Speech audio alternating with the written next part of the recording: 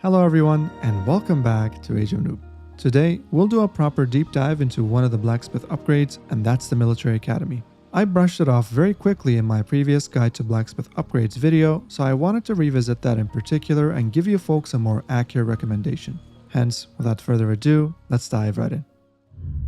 Let's cover the fundamentals first as usual. Military Academy is only available Castle Age onwards and can be researched via the Blacksmith for 100 wood and 250 gold in 60 seconds. It increases the production speed of infantry, cavalry, siege, and transport units at buildings by 33%, but it does not affect religious or other support units. Now, I mentioned in my previous video how the 33% of increase in production speed is actually a 25% reduction in training time, as production speed increase is not the same as training time reduction. A few of you were confused about the difference, so here's a quick explanation before we get into the analysis. Let's take the War Elephant as an example, as it takes 60 seconds to train each one, and that's an easy number to work with. If we reduce its training time by 25%, then we'll subtract 25% of 60 seconds from the original 60 seconds. Since 25% of 60 is 15, subtracting 15 from 60 gives us 45 seconds. Very simple.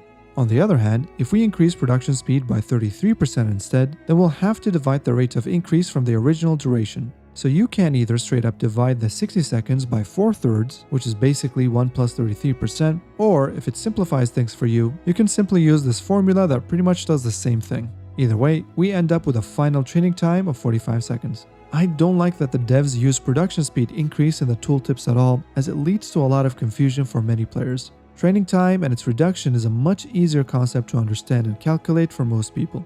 Anyway, now that we know the difference between the two, let's delve into the numbers.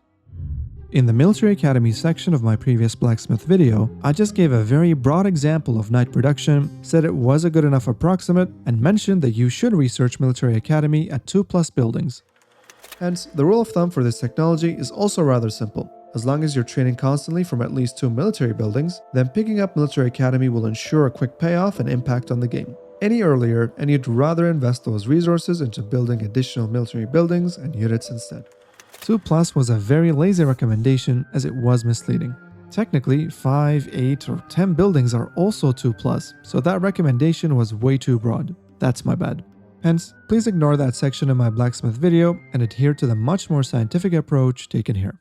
Okay, we'll need to make some assumptions first to simplify some of the calculations, as there are multiple angles here. First, Military Academy costs gold, but I will equate its value to wood and only take total resources into consideration. Since Military Academy is typically picked up at a time where gold is not an issue, it's a safe assumption to make.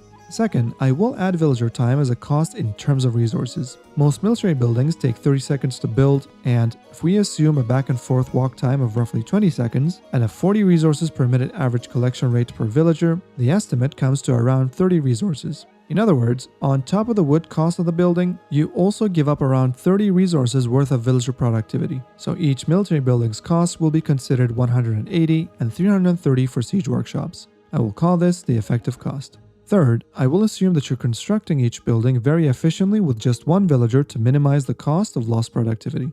And fourth, since siege workshops cost twice as much as other military buildings, I will analyze those separately. Alright, with those assumptions out of the way, here are the results. You will now see two tables. The one on the left showcases buildings without Military Academy, and the one on the right with Military Academy.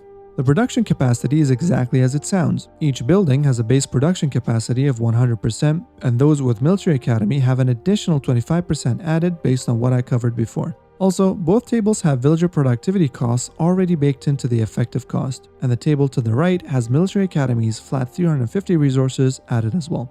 And finally, production capacity per resource spent is the ratio between the production capacity and the effective cost, which gives us a normalized metric to find the parity. As expected, this metric is flat for production buildings without Military Academy. However, buildings with Military Academy research progressively provide more capacity per resource spent, and expectedly flattens out as the initial research investment becomes more irrelevant compared to the total cost of buildings constructed. Okay, so what does this mean? Well, when we plot those two curves against one another, we can see that they intersect at the 8th building mark, which is 0.56 capacity per resource. Buildings with Military Academy then proceed to provide more value compared to just adding 2 more production buildings without the technology. To make it less abstract for you folks, let's go back to the tables for a moment. Highlighted are the 2 points from both tables that intersected.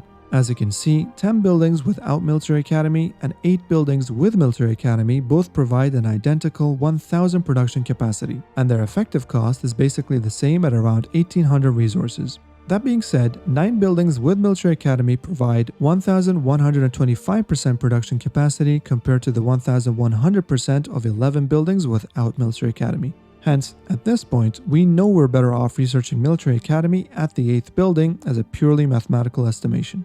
Here's the thing though, if we run the same numbers for siege workshops only, then the intersection point is actually halved at the 4th building mark, in which both sets of buildings provide 0.3% of capacity per resource. So if we look at those tables instead, we'll see that you get more value from Military Academy after the 4th siege workshop. If we look at things in a more practical way, then the recommendation will skew a tad. Obviously, most of your games will involve a mix of both siege workshops and other military buildings, so the answer is neither 4 production buildings nor 8. It will likely be closer to 8 than 4, since you should have many more non-siege workshop buildings. So where you fall between the recommended 4 to 8 production spectrum will depend on how many siege workshops you end up constructing in your game. Furthermore, there's also another practical element here that could also be easily missed. Sometimes you do not have the space to expand to build more production, or your villagers are in danger, or maybe you're just not floating the extra 300 wood to build the 2 additional buildings. If we take a look back at the non-siege workshop table, even at the 6th building mark, it's actually not that bad. It's 750% production capacity against 800%. So if you're in a wood pinch, are being raided, or just do not have the space, you don't have to wait for the perfect parity to boost the production of your already existing buildings. Hence, researching Military Academy a building or 2 before parity is not the end of the world, especially if you've built a siege workshop or 2 as a part of your production. Okay, let's summarize our findings. If you haven't built any siege workshop at all, then the ideal time to pick up Military Academy is around 8 production buildings. If you did add a siege workshop or 2, then you're looking at around 6 to 7 buildings instead.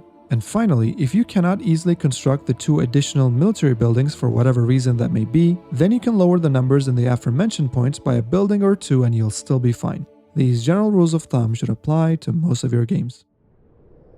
Well, that's all you need to know about the Military Academy in Age of Empires 4, and I will ensure not to include a ballpark, vague recommendation again in a video moving forward without doing an extensive analysis first. I also have completed the upcoming patch summary video already, and it is scheduled to go live as soon as the developers make the patch notes available to the public. Hence, be sure to like and subscribe if you don't want to miss out on future content. Thank you for your support. Hope you folks stay happy and healthy, be kind to one another, and see you all in the next one.